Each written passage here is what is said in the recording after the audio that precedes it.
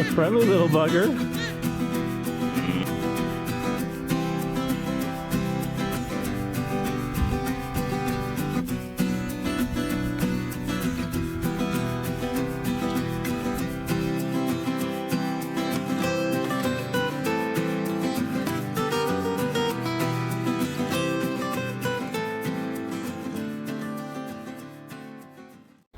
Alright guys, Papa Pepper out in my natural environment again, out in the woods.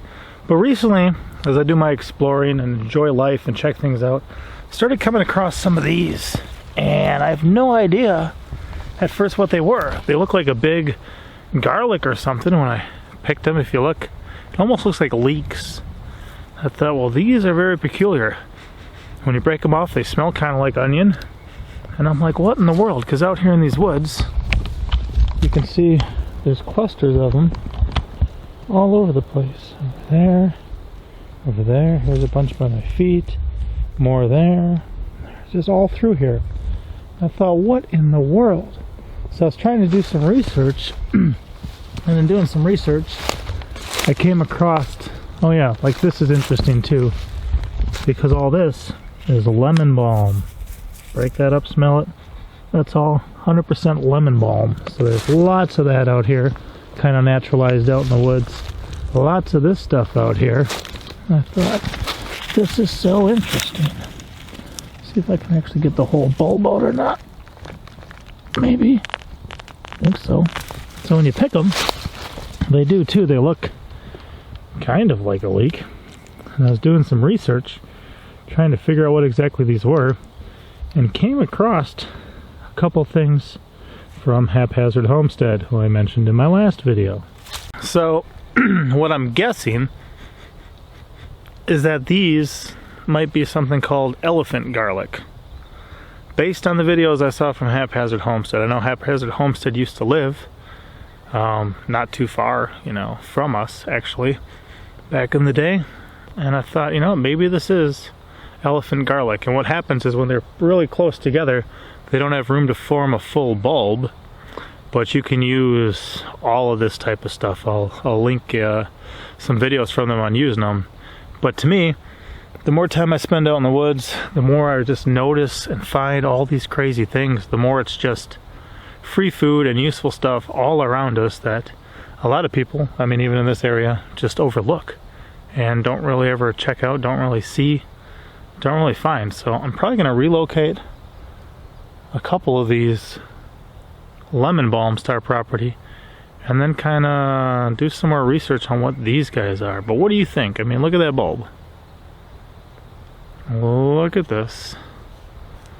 It did look very leek-like in structure, and I'm thinking, I guess these are a good leek substitute too, but I'm thinking this might be that elephant garlic. Is it found wild around here? I'll have to do some research and let me know what you guys think. I'll show you some more video of this stuff just growing out here. But even right now, monster truck's actually in the woods a bit from here, out on our property, collecting a bunch of greenbrier. We're gonna try pickling some this year. We're gonna eat some raw, eating a lot of it raw already, and then stir fry or just kind of cook some as a cooked grain. And I'm gonna look into this too. Very interesting. It's decent size to these guys growing up here. Growing in a little bunch. More bunches all around. Some of them are pretty thick. Some of them have some pretty big guys in them. Some decent leaves and stuff in here. You guys ever seen anything like this? You know who it is? I'm thinking. Here's some of one of the types of sawbriar or greenbrier too. These new shoots that come off. That's the tasty stuff right there. It really is. We're just picking wild food straight up and eating it. Pretty good. Man, all this lemon balm too. Very interesting. So I'm going to take some of these home to experiment with and plant a couple down on my property. Whenever I do, I always see I left some there. Pulled this out of there, left some little ones there to grow in. Never take it all. Let it continue to grow wherever it's growing. Kind of do your uses or your transplants or your experiments with a portion of it. And man, this is really crazy. Some of these, I'll show you some of these lemon balms before I climb out of here too, because some of them are rather big. There is quite a bit of fresh poison ivy growing out here too, so I got to be careful. But look at this section, for instance. It all went to seed last year. They're all falling to the ground and spreading. Look at the size of this guy though. That's poison ivy in the middle. Got to be careful. More poison ivy everywhere. This one's pretty good sized cluster. Same thing, I mean, this is just huge. Lucky, I've never seen this. I've been around this area of the woods and the different stuff for a couple years, just never noticed this. So you always find something new, but you find more when you look. Man, beautiful.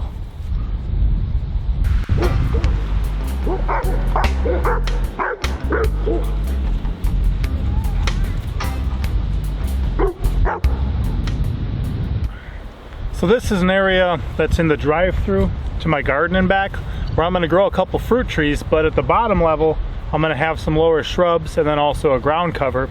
At the moment we got some creeping Charlie in here, some daylily, and a variety of stuff I have planned for here. I may put down some henbit, some chickweed, some purple dead nettle, and things like that, so I've got just an edible ground cover that I can eat. So some of this lemon balm that I just picked, I'm going to incorporate into it. I could obviously take a shovel and go lift some of that stuff, and I may do it that way too, but when I pull it out, a section of roots comes with the green leafy stuff. So you can see there's some more trying to sprout out from each of the nodes. So what I'm going to do is just break off the top so there's not much for the plant to support, bury this root section, dehydrate this to use in some teas or something, and then let this establish itself, and it'll continue to spread both from the roots but then also by seed too, and kind of fight out its own section in the midst of all this.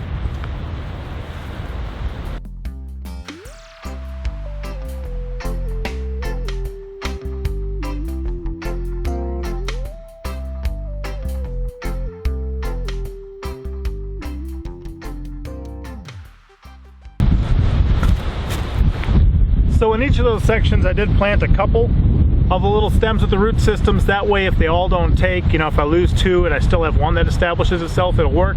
We've had a lot of rain lately, so the ground's very saturated and moist, and then this whole area has been mulched too. So as long as these stay wet or moist, I'm pretty sure they'll do just fine. And now I've got some fresh wild harvested lemon balm to dehydrate and enjoy in some teas too.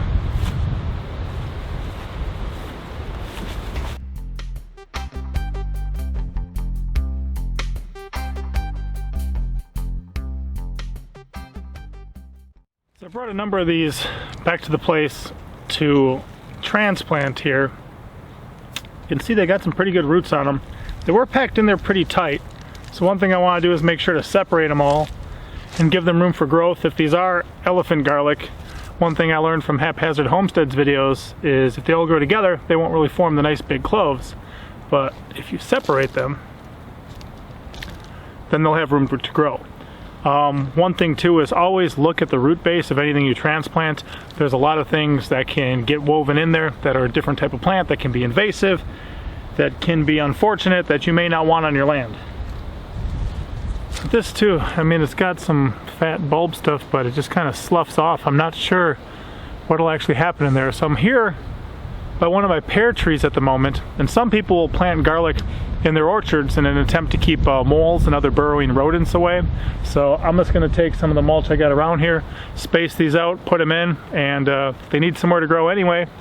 If it keeps some of the pests away, good, and if not, at least these still had somewhere to grow. I'm not going to be able to do too much with these trees for a couple of years other than maybe a yearly pruning, so I won't really need to be getting in there tight to the base of them for any reason anyway. It's a good place for these to grow, and then eventually the tree will provide some shade for these plants too, whatever they are.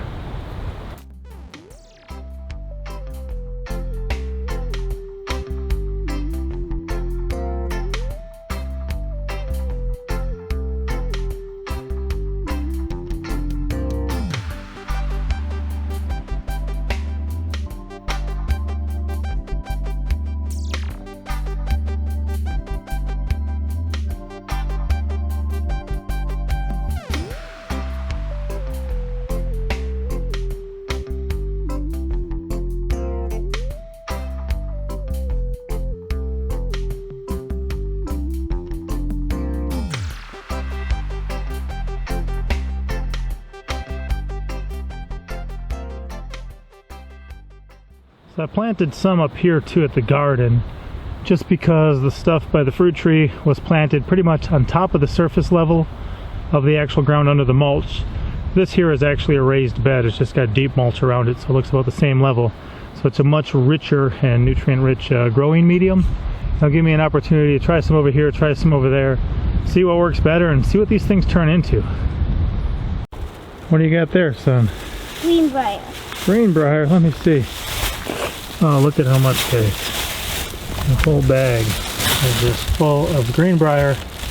Nice work, son. So tasty. Also, just got the mail today. You guys should see this. Boston Mountain Homestead was ordering something off the internet, and they thought they were dealing with one particular person or vendor. Turns out they weren't, and didn't really get exactly what they were looking for. So they got these asparagus. Let me find something to cut this with. So they wound up getting some asparagus crowns from somebody, and they weren't exactly what they were looking for. So they contacted us and said, hey, would you guys want some of these for your homestead? And of course, we said, well, absolutely, if you feel like donating them. So, boom. Oh, yeah. Papa Pepper, I just want to bless you and your family with something I received but won't use at the time.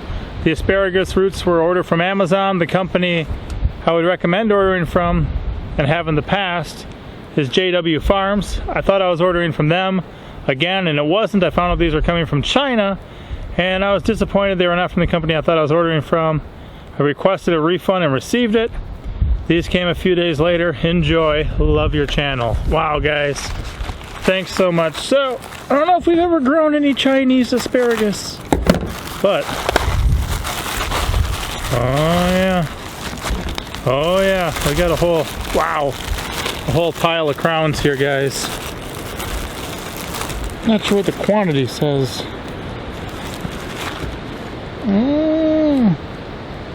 Yeah, it just says accessories too.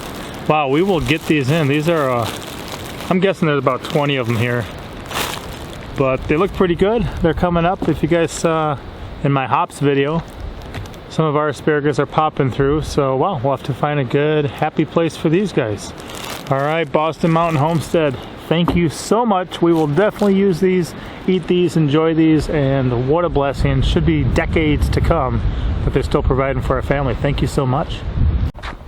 So, anyway, people, if you cut them up like this, I mean, they really look similar to leeks. The one on top is a little more wilty. That was from yesterday. The other one I picked today, but they really look like leeks to a degree. Is this some sort of elephant garlic? Is it something I shouldn't eat? Do you think it's good? Do you know? That's where I'm at, so let me know what you guys think, and we'll see what happens. Thanks. Pop out. As always, I'm Papa Pepper, and I'd like to remind you, don't post for free. If you'd like to be part of a revolution in social media, an economic power to the people where users can actually blog for cryptocurrency, then I'd recommend that you check out steemit.com and join the revolution. Papa out.